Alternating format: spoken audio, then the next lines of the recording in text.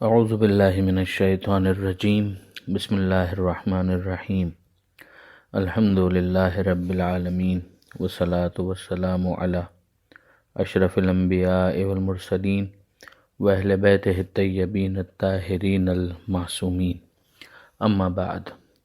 سورہ مبارکہ سبا آیت نمبر 49 سے آیت نمبر 49 سے 54، جس پر یہ سورہ سبا مکمل ہوگا، اور پھر اسی صفحے پر سورہ فاطر کی ابتدائی 3 آیتیں، فرسٹ 3 ورسز بھی ہیں، ان کو بھی انشاءاللہ ہم دیکھیں گے۔ تو پہلے یہ سورہ سبا کی آخری چند آیتیں۔ بسم اللہ الرحمن الرحیم۔ قل جاء الحق وما يبدئ الباطل وما يعيد قل إن ضللت فإنما أضل على نفسي وإن اهتديت فبما يوحي إلي ربي إنه سميع قريب ولو ترى إذ فزعوا فلا فوت وأخذوا من مكان قريب وقالوا آمنا به وأنى لهم التناوش من مكان بعيد وقد كفروا به من قبل ويقذفون بالغيب من مكان بعيد وحيل بينهم وبين ما يشتهون كما فعل بأشياعهم من قبل إنهم كانوا في شك مريب۔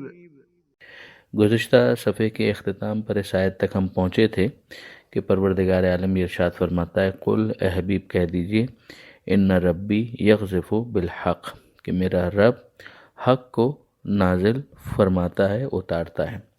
یہ یغذفو کا ترجمہ اتارتا ہے اگر کیا جائے تو یہاں پر ماننا پڑے گا کہ مخاطبین کو متوجہ کیا جا رہا ہے کہ یہ انبیاء کے اوپر حق کو اتارا جاتا ہے۔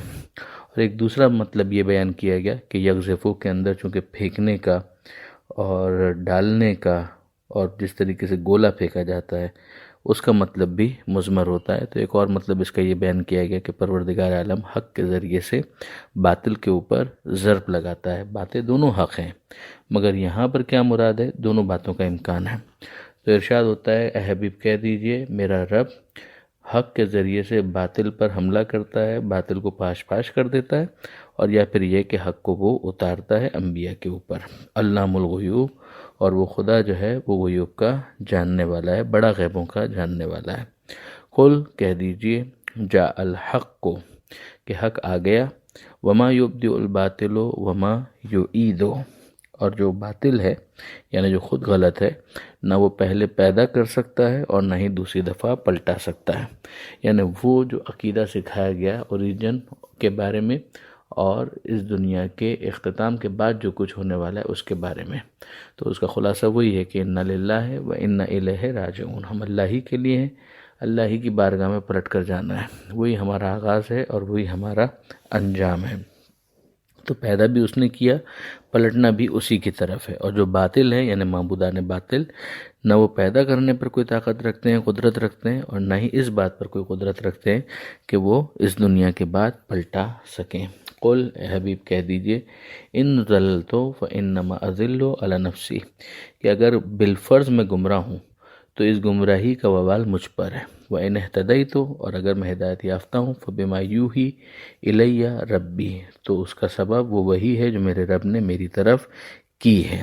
یعنی یہ پھر ایک مرتبہ رواداری والا انداز ہے کہ جس کے ذریعے سے سامنے والے کو قابل سماعت بنایا جا رہا ہے، سوچنے پر مجبور کیا جا رہا ہے کہ بھئی دو باتیں ہیں۔ ایک بات تو یہ ہو سکتی ہے کہ تمہارا یہ الزام درست ہو، فرض کرو کہ جو تم مجھ پر گمراہی کا الزام لگا رہے ہو، تو اگر یہ گمراہی کا الزام درست ہے تو پھر میں خود ہی اپنی گمراہی کا ذمہ دار ہوا۔ اور لیکن اگر دوسرا پہلو ٹھیک ہے اور وہ یہ ہے کہ میں ہدایت یافتہ ہوں اور مجھ پر وحی خدا نازل ہو رہی ہے، تو پھر تمہاری ذمہ داری کیا ہونی چاہیے؟ ایک تو یہ کہ میں ہدایت یافتہ ہوں اپنے پروردگار کی طرف سے اور وحی ہو رہی ہے، تو وہی میں تم کو سنا رہا ہوں، تو تمہیں بھی اس ہدایت سے استفادہ کرنا چاہیے۔ تو اب تو تمہارے لیے ضروری ہو جاتا ہے کہ تم اس پر غور کرو، صرف الزام مت لگاؤ، صرف ایلیگیشن اور ایکیوزیشن سے کام مت لو، بلکہ تھوڑا ٹھنڈے دل سے غور کرو کہ جو میری باتیں ہیں ان میں کتنی معقولیت ہے، کتنا ثبوت ہے، خدا کی طرف سے میرا جو دعویٰ ہے رسالت کا، اس کے لیے جو میں قرآن کو اعجاز کے طور پر پیش کر رہا ہوں، یہ بات کتنی معقول ہے، اس پر تم غور تو کرو۔ اگر تمہیں سمجھ میں آ جاتا ہے تو پھر تمہاری ذمہ داری بنتی ہے کہ اس وحی سے تم بھی استفادہ کرو تاکہ تم بھی ہدایت پا جاؤ۔ انہ سمیع قریب، یقیناً وہ سننے والا ہے اور وہ قریب ہے، نزدیک ہے، یعنی اس کے نزدیک ہونے کو بھی محسوس کرو۔ ایک تو وہ تمہاری باتیں سن رہا ہے کہ تمہاری باتیں کتنی غیر معقول ہیں، اور اسی طرح سے یہ بھی یاد رکھو کہ تم خدا سے بھاگ نہیں سکو گے، پروردگار تمہارے بہت قریب ہے، وہ شہر کی جان سے زیادہ قریب ہے۔ تو یہاں کل کہہ کر ہم دیکھتے ہیں کہ ان دو آیتوں کے اندر پروردگار عالم نے 3 آیتوں کے اندر، آیت نمبر 48 اور آیت نمبر 49 اور آیت نمبر 50، اس میں 3 مرتبہ قل کہہ کر حکم دیا ہے کہ حبیب یہ کہہ دیجئے، یہ کہہ دیجئے اور یہ کہہ دیجئے۔ اب اس کے بعد جو آیت نمبر 51 ہے، اس میں پروردگار عالم اسی قریب والے جو پہلو ہے اس کو اور زیادہ سمجھاتا ہے۔ وَلَوْ تَرَى، کاش کہ آپ دیکھتے، اس فَزِعُوا کہ جب یہ لوگ گھبرائے ہوئے ہوں گے، فَلَا فَوْتَ مگر نکلنے کا کوئی موقع نہیں ہوگا، وَأُخِذُوا مِن مَّكَانٍ قریب اور انہیں پکڑ لیا جائے گا، گرفتار کر لیا جائے گا قریبی جگہ سے، یعنی یہ خدا سے دور تو ہو ہی نہیں سکتے، پروردگار عالم ان کی شاید رگ جان سے زیادہ قریب ہے، یہ تو مہلت ہے جس کی وجہ سے ان کو پکڑا نہیں جا رہا، لیکن جب پکڑنا ہوگا تو فوراً ہی ان کو پکڑ لیا جائے گا، قریبی جگہ سے پکڑ لیا جائے گا۔ مطلب یہ ہے کہ ذرا بھی مہلت نہیں ملے گی، وقت پورا ہو گیا تو پھر اس کے بعد فوراً ہی ان کو گرفتار کر لیا جائے گا۔ وقالو اور جب یہ لوگ کہہ رہے ہوں گے آمنا بہی کہ ہم ایمان لائے، اب میدان قیامت میں تو سبھی ایمان لے آئیں گے، یہ بات پہلے بھی آ چکی ہے، مگر وہ ایمان فائدہ کہاں دے گا؟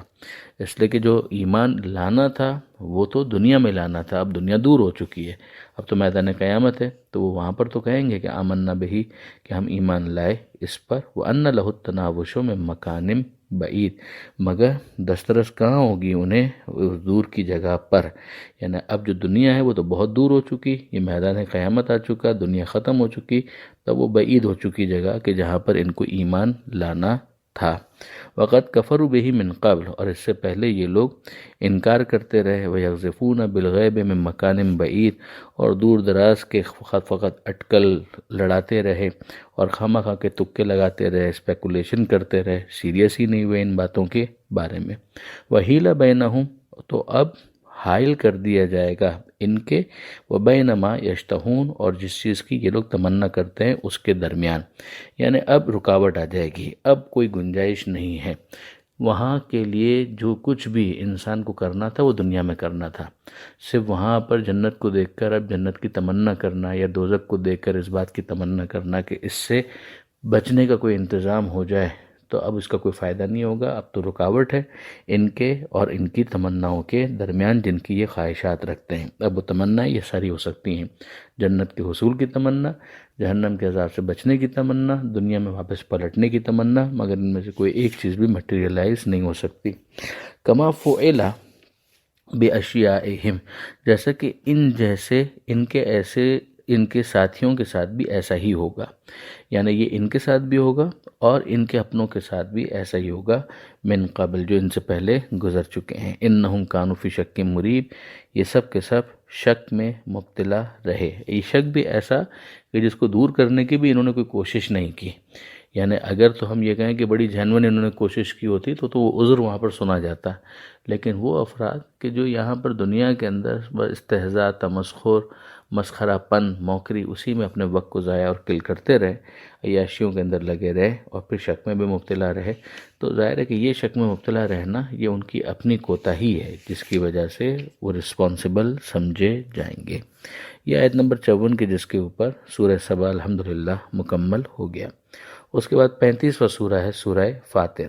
بسم اللہ الرحمن الرحیم الحمد لله فاطر السماوات والأرض جاعل الملائكة رسلا أولي أجنحة مثنى وثلاث ورباع يزيد في الخلق ما يشاء إن الله على كل شيء قدير ما يفتح الله للناس من رحمة فلا ممسك لها وما يمسك فلا مرسل له من بعده وهو العزيز الحكيم يا أيها الناس اذكروا نعمة الله عليكم هل من خالق غير الله يرزقكم من السماء والأرض لا إله إلا هو فأنا تؤفكون. یہ بھی مکی سورہ ہے، یعنی حضور صلی اللہ علیہ وآلہ وسلم پر ہجرت سے پہلے نازل ہوا تھا. اس کی 45 آیتیں ہیں، 45. فاطر اس کو اسی لیے کہا گیا کہ پہلی آیت میں فاطر کا لفظ استعمال ہوا ہے اور یہ پروردگار عالم کی صفت کے طور پر استعمال ہوا ہے. خالق کا مطلب فاطر کے ذریعے سے بھی ادا کیا جاتا ہے. چونکہ ملائکہ کا ذکر ہے لہٰذا اس سورہ کا نام سورہ ملائکہ بھی ہے، مگر زیادہ مشہور نام وہی سورہ فاطر ہے. تو اب ذرا ابتدائی جو اس کی 3 آیتیں ہیں اس کو ہم دیکھ لیں جو اس صفحے کے اوپر موجود ہے. بسم اللہ الرحمن الرحیم، شروع اللہ کے نام سے جو رحمان ہے رحیم ہے، اس کے نام کے سہارے سے کہ جو رحمان ہے اور رحیم ہے. الحمدللہ، تمام تعریفیں اللہ کے لیے. ایک مرتبہ پھر ایک اور سورہ ہمارے سامنے آ گیا کہ جس کا آغاز الحمدللہ سے ہو رہا ہے. اس سے پہلے ہم نے دیکھا کہ سورہ سبا کا آغاز بھی الحمدللہ سے ہوا تھا. تمام تعریفیں اللہ کے لیے. فاطر السماوات والارض، جو آسمانوں اور زمین کا پیدا کرنے والا ہے. جاعل الملائکۃ رسلا، جو ملائکہ کو قاصد بنانے والا ہے، پیغام رساں بنانے والا ہے. اولی اجنحتین، وہ ملائکہ کہ جو پروں والے ہیں، شہ پروں والے ہیں. کتنے پروں والے ہیں؟ مثنا و ثلاث و رباع، 2 پر، 3 پر اور 4 پروں والے ملائکہ ہیں. اب ظاہر ہے کہ پروں کا کام کیا ہوتا ہے؟ فوراً ذہن میں آتا ہے کہ پرواز کرنا، اور ملائکہ کی پرواز جو ہے زمین پر، آسمان پر، زمین پر اترنا، آسمان کی طرف جانا، یہ ان کے حوالے سے ہمیں ملتا ہے.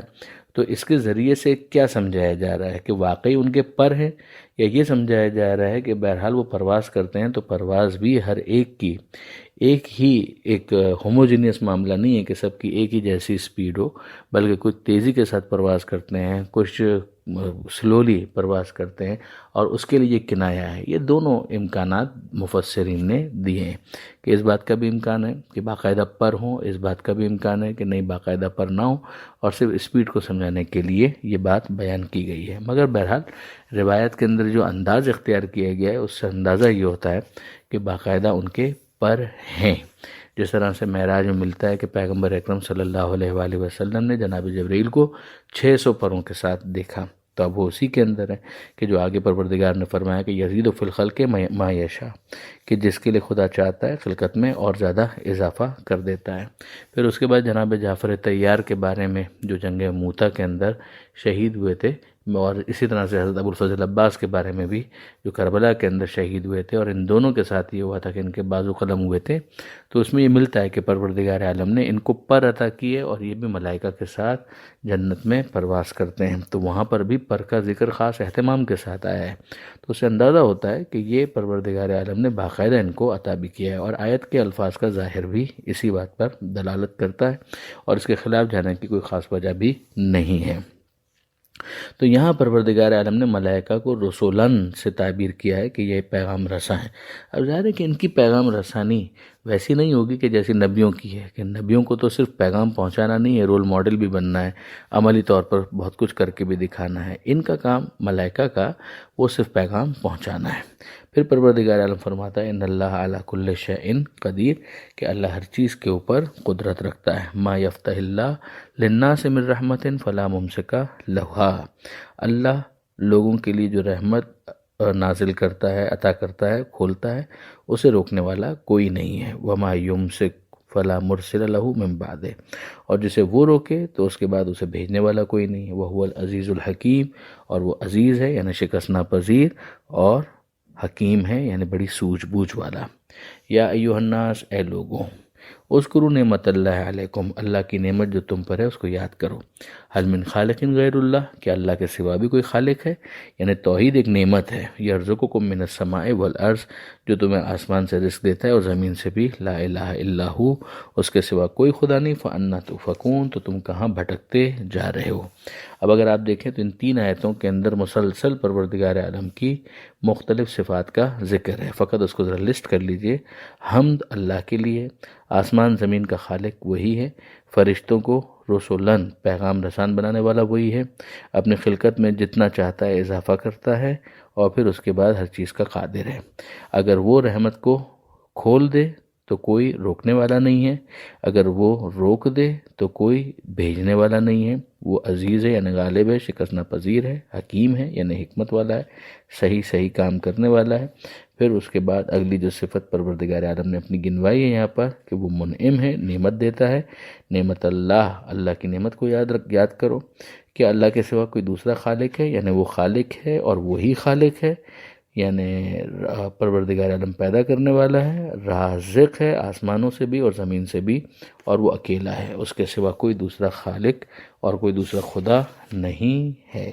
یہ آیت نمبر 3 پر سورہ فاطر کا آغاز بھی ہوا، 3 آیتیں یہاں پر بیان ہو گئی اور صفحہ مکمل ہو گیا۔ پروردگار عالم سے دعا ہے قرآن پڑھنے، سمجھنے اور عمل کی توفیق عطا فرما، اور وارث قرآن امام زمانہ کے ظہور میں تعجیل فرما۔ وآخر دعوانا ان الحمد للہ رب العالمین، والسلام علیکم ورحمۃ اللہ وبرکاتہ۔